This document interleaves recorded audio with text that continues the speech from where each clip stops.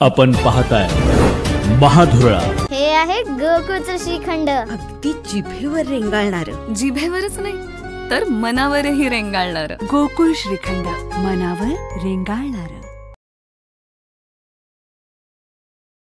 शिरोळ, जयसिंगपूर, कुरुंदवाड नगरपालिका नगरपरिषदच्या निवडणुका आणि महाविकास आघाडी, इंडिया आघाडी आणि शेतकरी संघटना मिळून ताकदीनं लढवणार आहोत।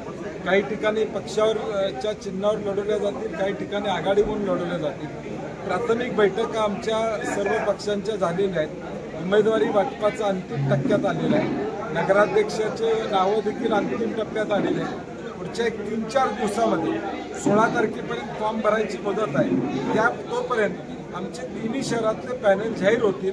लोकांनी देखील आम्हाला सहकार्य करावं आणि एकदा विश्वास टाकून बघावं। जयसिंगपूरला जे नियोजनबद्ध प्लॅनिंग त्या काळामध्ये छत्रपती शाहू महाराजांनी त्या ठिकाणी केलं, परंतु पुढच्या काळामध्ये ते नियोजन राहिलं नाही आणि म्हणून पुन्हा एकदा तो काळ चांगला आणून देण्याचं स्वप्न आम्ही निश्चितपणे या ठिकाणी पूर्ण करू ही ग्वाही देतो।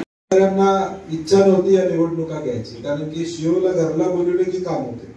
आता निवडून आल्यावर नगराध्यक्ष, नगरसेवक हे काम करणार आहेत, कारभार ते करणार आहेत। आता कमिशनरला आणि जिल्हा परिषद शिवला घरी बोलवलं, सह्या कर म्हटलं की सह्या होतात अशी अवस्था। त्यामुळे सत्ताधाऱ्यांनाही निवडणूक नकोच होती, परंतु मी म्हटलं तसं आपलं नशीब आहे म्हणून या निवडणुकीला आम्ही जिल्ह्यामध्ये सामोरा जातोय। जयसिंगपूर, शिरोळ आणि कुरुंदवाडमध्ये आम्ही आघाडी म्हणून ही निवडणूक लढवतोय। सीट वाटपाच्या चर्चा आमच्या चालू आहेत, काही ठिकाणी अंतिम झालेत, काही ठिकाणी किरकोळ माझा तुझा असा या ठिकाणी चालू आहे। ते आमचं 2-3 दिवसात मिटून जाईल आणि जिथं पक्षीय चिन्हावर आम्हाला निवडणुका लढवता येतील तिथं पक्षीय चिन्हावर लढवू, जिथं आघाडी करून आम्हाला निवडणुका लढवता येतील तिथं आघाडी म्हणून आम्ही या निवडणुका लढवू। परंतु खासदार साहेबांच्या बरोबर, शेट्टी साहेबांच्या बरोबर माझ्या 2-3 बैठका यापूर्वी झाल्या आणि आम्ही एकूणच या जिल्ह्याच्या राजकारणामध्ये सगळ्या निवडणुकीमध्ये एकत्र राहण्याची भूमिका आम्ही स्वीकारलेली आणि म्हणून नगरपालिकेची सुरुवात आता झालेली आहे आणि त्यातून आता उमेदवार देणं, नगराध्यक्षाचे उमेदवार निश्चित करणं।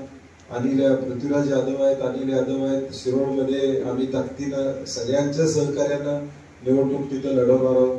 कुरुंदवाडमध्ये आपण गेले 10-15 वर्ष निवडणूक लढवतोच। जयसिंगपूरमध्ये शेट्टी साहेब म्हणले तसं मागच्या वेळी क्रांती या जयसिंगपूरकरांनी केलेली आहे।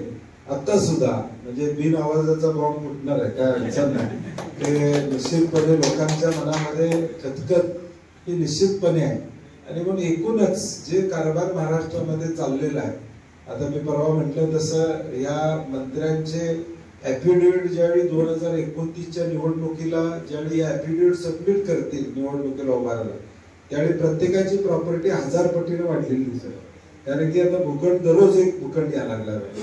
तिथं जैन बोर्डिंगचं, मुरली मोहळांचा विषय आला, परवा अजितदादांचा विषय समोर आला, तोपर्यंत प्रताप सरनाईकांनी कुठंतरी मुंबईत 200 कोटीची जागा घेतली म्हणून। म्हणजे आता जागा शिल्लक राहते का नाही काळजी आहे। आता असं आम्हाला आव्हान करायला लागतंय की आपापल्या जमिनी, शेत जमिनी दर आठवड्याला 7-12 काढून ठेवा, नाहीतर केव्हा कुठल्या मंत्र्याचा पोरगा येऊन सरकारी जमीन घेत असतील तर तुमची आमची घ्यायला काय अवघड आहे। त्यामुळे प्रत्येकाला आता आठवड्याला महाराष्ट्रात 7-12 काढता ऑनलाईन आहे, त्यामुळे ऑनलाईन निदान बघून तरी ठेवा, बाबा हाय माझ्या नावावर नव्हतं, नाही तर आधी कुठल्या मंत्र्याच्या पोरानं नावावर करायला नको।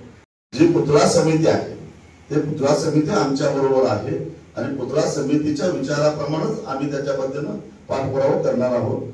पुतळा समितीनं हायकोर्टामध्ये सुद्धा याचिका दाखल केली आहे आणि त्याबद्दल कोर्टाच्या आदेशाप्रमाणे कोर्ट काय सांगेल आणि पुतळा समिती म्हणजे ही तालुक्यातल्या सगळ्या खरं तर बाबासाहेबांचे जे काय अनुयायी आहेत, सच्चे अनुयायी त्यांनी स्थापन केलेली पुतळा समिती आहे आणि या राज्यातल्या जवळजवळ 16,000 लोकप्रतिनिधींना आता निवडून येण्याची संधी आली आहे आणि कोल्हापूरमध्ये जवळजवळ 498 लोकप्रतिनिधी जिल्हा परिषद, नगर परिषद, नगरपालिका, महापालिका या माध्यमातून पुढच्या 2 महिन्यामध्ये सभागृहामध्ये जाणार आहेत। लोकशाहीमध्ये 2 चाकं आपण गृहीत धरलेले आहेत, एक लोकप्रतिनिधी आणि एक प्रशासन।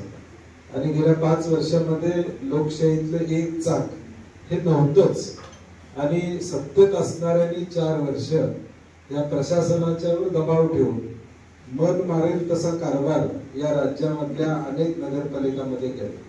आणि म्हणून मी म्हटलं तसं आपलं नशीब चांगलं आहे की आता